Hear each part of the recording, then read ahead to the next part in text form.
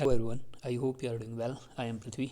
सो आज हम डिस्कस करेंगे विश्व व्यापार संगठन, जिसे इंटरनेशनल ट्रेड ऑर्गेनाइजेशन और शॉर्ट में हम WTO कहते हैं।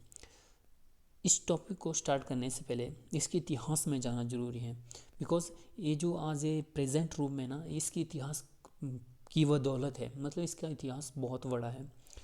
ये 19 देखिए, इसकी स्थापना 1995 में होती है। इससे पहले जो है इसके स्थान पर कौन वर्क कर रहा था, कैसे कैसे काम चल रहा था, इस पर हम बात करेंगे। इसकी हिस्ट्री इंपॉर्टेंट है गाइस, WTO की जो है इतिहास ज़रूरी है। तो चलिए इस WTO के इतिहास पर बात करते हैं। दौर था द्वितीय विश्व युद्ध का। 1945 में क्या होता है कि द्वितीय विश्व युद्ध समाप्त होता है, और उस टाइम तक क्या था कि सभी देशों द्वारा एक दूसरे के साथ जो इंटरनेशनल ट्रेड, अंतर्राष्ट्रीय व्यापार हो रहा था ना, तो एक दूसरे पर जो है व्यापारिक प्रतिबंध लगाए जा रहे थे, टैरिफ लगाए जा रहे थे, कई तरह के जो हैं कई तरह के जो है सैंक्शन लगाए जा रहे थे। फिर क्या होता है कि इस इंटरनेशनल लेवल के जो व्यापार को पर जो है एक इंटरनेशनल ट्रेड ऑर्गेनाइजेशन बनाने पर जो विचार किया जाने लगा कि कोई एक ऐसी संस्था होनी चाहिए जो इंटरनेशनल लेवल पर जो है व्यापार के लिए जो है रिस्पॉन्सिबल हो। तो फिर क्या होता है कि 1947 में जिनेवा में एक सम्मेलन होता है, स्विट्जरलैंड में जो है जिनेवा है, ठीक है, जहाँ WHO का हेडक्वार्टर भी है। तो जिनेवा में 30 सदस्यों द्वारा एक एग्रीमेंट साइन किया जाता है। गाइस, गैट जो है ना, जो एक एग्रीमेंट है ना कि एक ऑर्गेनाइजेशन है, ओके। सो 23 देशों द्वारा जो है इसे हस्ताक्षरित किया जाता है। और गैट जो है फिर अपने लागू कब होता है, यह एग्रीमेंट लागू कब होता है, 1 जनवरी 1948 को लागू किया जाता है। किसे? गैट को, जिसकी फुल फॉर्म क्या है, general agreement on tariff and trade. मतलब जो इंटरनेशनल लेवल पर जो व्यापार कैसे किया जाए उसके लिए गाइडलाइन थी, उसके लिए जो है कि बोल सकते हैं इसको रूल एंड रेगुलेशन से रिलेटेड एक प्रस्ताव था। फिर क्या होता है कि 1948 में हवाना में जो क्यूबा की राजधानी है हवाना, और तो हवाना में एक सम्मेलन होता है जहाँ पर जो है एक इंटरनेशनल ट्रेड ऑर्गेनाइजेशन बनाने की बात की गई कि अंतर्राष्ट्रीय स्तर पर एक व्यापारिक संस्था होनी चाहिए। उसको बनाने के लिए जो एक सम्मेलन हुआ, परंतु उसमें जो एक मसौदा तैयार किया गया, परंतु यह लागू नहीं हुआ, ठीक है। एक मसौदा तैयार किया गया था कि एक इंटरनेशनल ऑर्गेनाइजेशन बनाई जाए, बट जो लागू नहीं हो पाती। क्यों नहीं हो पाती? क्योंकि इससे जो है जो US की सीनेट है ना, उसके द्वारा जो इसकी पुष्टि ना किए जाने की वजह से, मतलब इसके द्वारा उसके इससे जो है रेटिफाई नहीं किया गया अमेरिकी सीनेट द्वारा, ओके। उसके बाद जो है ये लागू नहीं हो पाती। अब गैट जो ना गाइस, ये केवल वस्तुओं के व्यापार तक ही सीमित थी। देख, जैसे कि आज का जो WTO है हमारा ना, वो वस्तुओं से हुआ तथा के मतलब पर जो वर्क करता है, लेकिन जो गैट है, general agreement on tariff and trade, जो है वो केवल वस्तुओं के व्यापार तक ही सीमित था, ओके। गाइस, गैट के ना जो सम्मेलन होते हैं जिनको हम राउंड कहते हैं, तो गैट के जो है 8 राउंड हुए हैं, ठीक है, 8 बैठकें हुई हैं इसकी। मतलब उनका टाइम निश्चित नहीं था, वो कभी भी हो जाती थी, मतलब 7-8 साल 9 साल में कभी भी हो जाती थी। इसकी जो लास्ट जो राउंड है या वार्ता है वो मोस्ट इम्पॉर्टेंट है, जो 1986 से 1994 तक उर्गवे में हुई, जो हमारा दक्षिणी अमेरिकी देश है उर्गवे, वहाँ पर जो है यह लास्ट जो इसकी 8वीं राउंड जो है वो वहाँ पर हुई। ये जो राउंड थी ना, ये जो वार्ता थी वो बहुत सबसे लंबी थी। इसकी 8 राउंड में से सबसे लंबी राउंड जो थी वो थी 8वीं, जो लास्ट इसकी गेट की वार्ता थी। इसमें क्या था कि जो विकासशील और विकसित देशों के बीच मध्य जो है मतलब मतभेद थे, विवाद थे ना, उसको लेकर जो है ये राउंड लंबी चली। क्योंकि विकसित देश चाहते थे कि जो विकासशील देश और जो गरीब देश है ना, ठीक है, उनके बाज़ारों को जो है विकसित देशों के लिए खोल दिया जाए।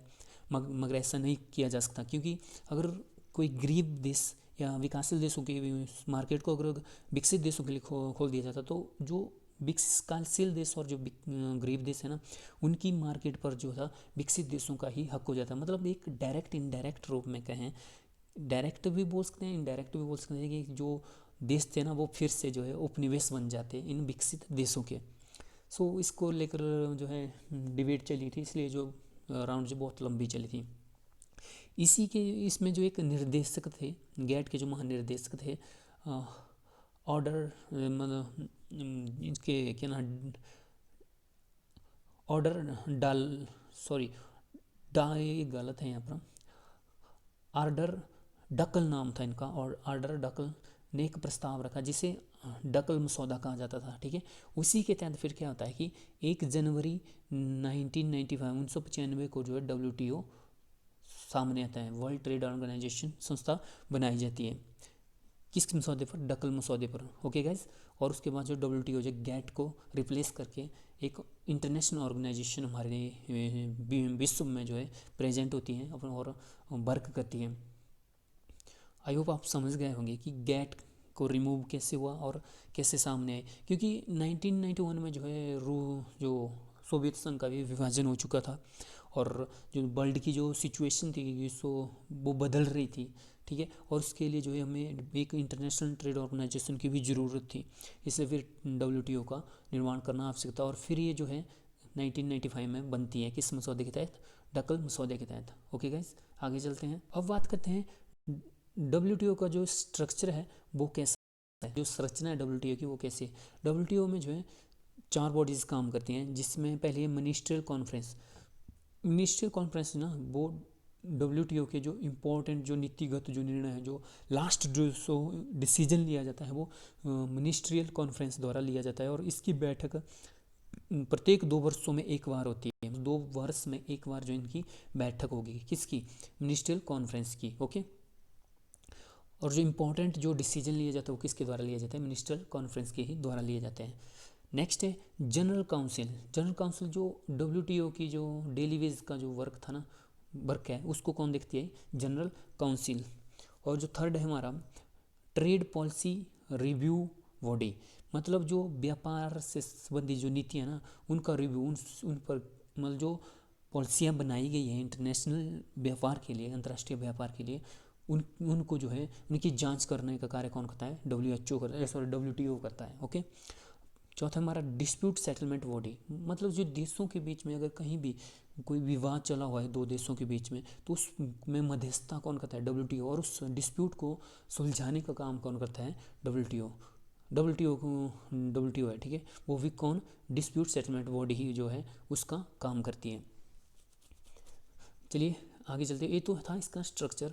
अब देखते हैं इसका ये उद्देश्य क्या है। देखो गाइस, व्यापार से, ट्रेड से रिलेटेड है तो इसके उद्देश्य भी इसके ट्रेड से रिलेटेड होंगे। पहला इसका व्यापार व्यवस्था में सुधार, ठीक है। जो व्यापार किया जा रहा है ना उसमें जो टाइम के हिसाब से उसमें चेंजेस किया जाए, बेटर से बेटर सुधार किए जाना जो WTO का काम है। WHO बार बार आ रहा है। आगे आता है व्यापार बाधाओं को कम करना, मतलब जो व्यापार ना उसको कैसे से कैसे बिल्कुल सुगम बनाया जाए, आसान बनाया जाए। और जो पेमेंट मेथड है उनमें कैसे से जो है इजीली जो है पेमेंट किया जाए, मतलब सब कुछ जो है व्यापार से रिलेटेड जो भी जो है बाधा है ना उनको दूर करना जो है WTO का काम है।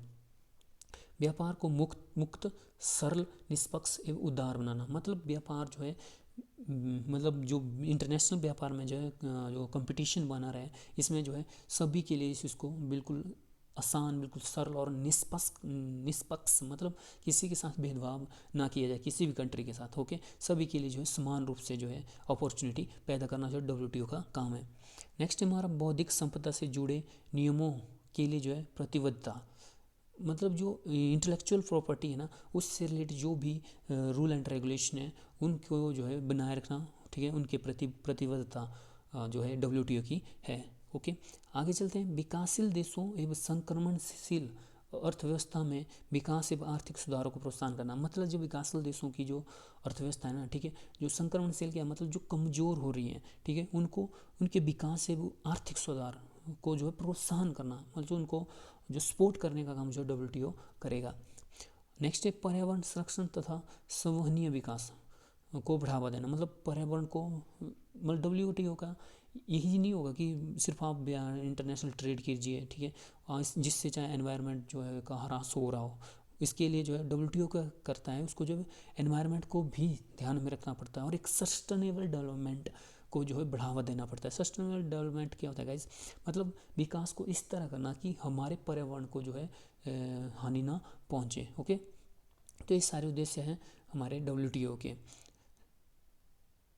सो गाइस ये था WTO कैसे अपने प्रेजेंट रूप में आता है, कब बनता है और गैट को रिप्लेस करके बनता है। और इसका जो हेडक्वार्टर है वो स्विट्ज़रलैंड की जिनेवा में। गाइस जितनी भी डब्ल्यू से जो संस्थाएं स्टार्ट होती है ना, उनके 98% बोल सकता हूँ कि हेडक्वार्टर जो है वो स्विट्ज़रलैंड के जिनेवा में ही मिलेंगे। ओके, अब देखो WTO तो अगर मैं डिटेल से समझाऊँ तो इस पर ये आई थिंक 1 घंटा या 1.5 घंटे का वीडियो बन जाएगा, लेकिन हमें जो है जस्ट एग्ज़ाम की तौर पर जो है बात करनी है और एक अवेयरनेस के लिए, ठीक है। ज़्यादा डीप घुसने की ज़रूरत नहीं है, इसको बिल्कुल सिंपली तरीके से समझाया है मैंने। सो आई होप आपको ये वीडियो अच्छा लगा होगा। मिलते हैं नेक्स्ट वीडियो में, तब तक के लिए बाय बाय गाइस।